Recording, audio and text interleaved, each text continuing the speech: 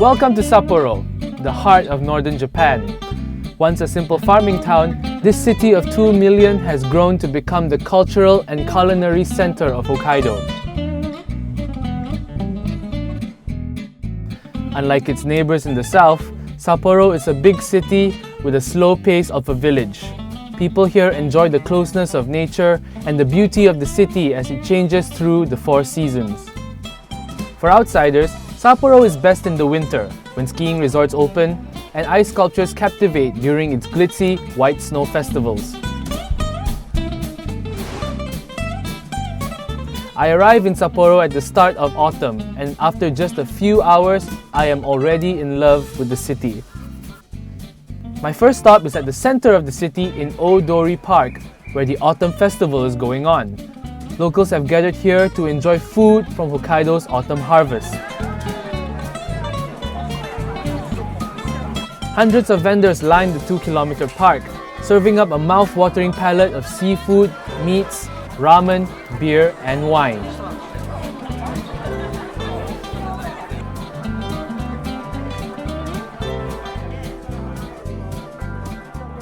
One of my favorite things I tried at the festival was the Japanese version of satay, yakitori. Okay, so this is yakitori. It's from a very famous shop here in Hokkaido.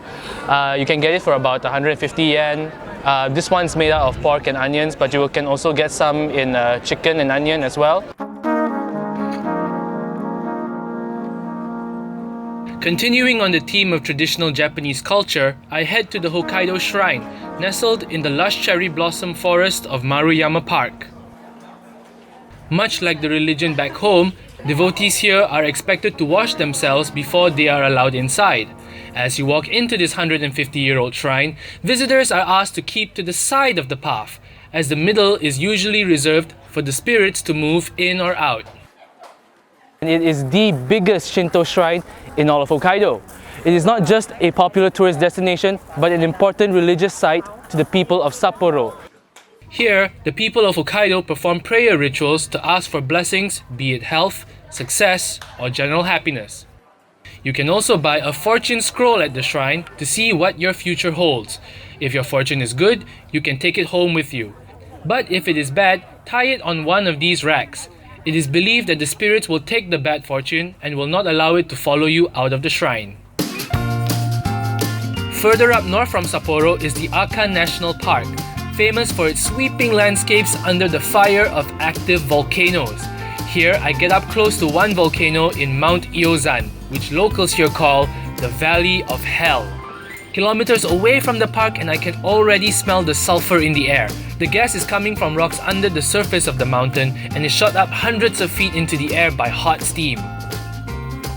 Yellow sulphurous rock dot Iozan's craggy grey wasteland, and the strong wind offers a drifting smell of the volcano that wasn't too overwhelming, and the mountain trail offers a different scenery from Hokkaido's carotene autumn. Doesn't smell that bad actually, it smells kind of like Dettol. Further up north from the Aka National Park is the windswept coast city of Monbetsu, which is home to a seal sanctuary called the Okotsutokwari Center. It's a small shelter that cares for injured seals that were rescued by the fishermen here, and it offers a unique wildlife experience for travelers in Hokkaido. The best time to see the seals are during the 5 daily feeding sessions, where you can get so close to them you can even pet them. I'm not going to lie, the seals here were really cute.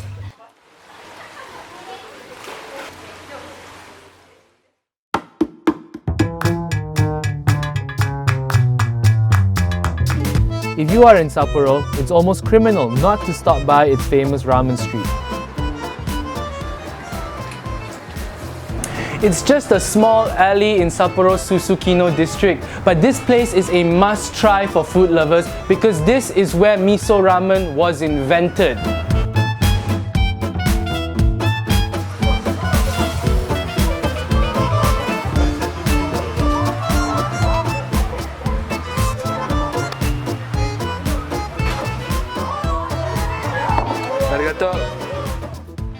There are 17 shops here selling different kinds of ramen, but it's their miso ramen that everyone wants to try.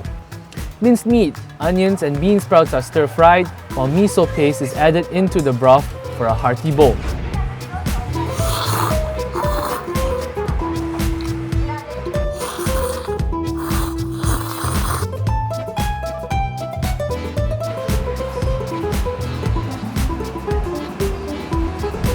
If meat is more your thing, visit one of Sapporo's many beer gardens where you can indulge in the soul food of the Hokkaido people, Genghis Khan. Lamb is cooked with vegetables that gives the meat an oniony aftertaste. Each beer garden has their own special sauce to add an extra flavor in your meal. And after all that food, washing it down with a pint of Sapporo's famous beer was just a cherry on top. And for dessert, head over to Shiroi Koibito Park, a chocolate factory that looks straight out of a kid's candy dream world. Here, I recommend you get a taste of Sapporo's white lover's chocolate, something you can only find in northern Japan. There's also cakes and candy galore being baked fresh here, which you can enjoy while taking in the sights of the nearby Miyanosawa football stadium, or just walking around the factory's Victorian-style building and garden.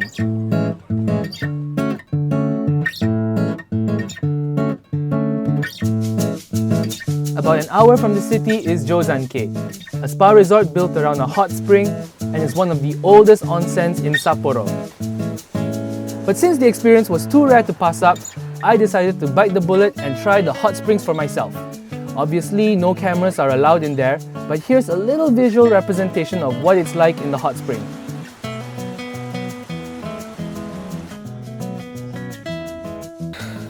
I just came back from the onsen.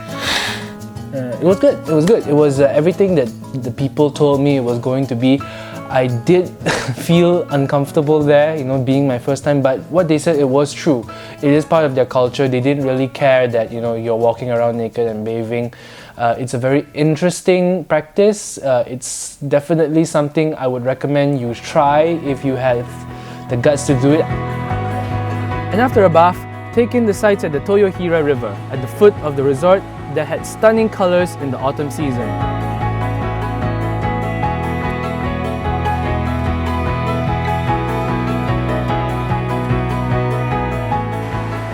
There's more to Sapporo than just the winter. Walk around here long enough and you'll find that there's always something to see and do. Japan's last frontier had so much to offer than I could experience in just 1 week. But I saw enough to confirm that Japan really was a place that could restore childlike wonderment to a traveler.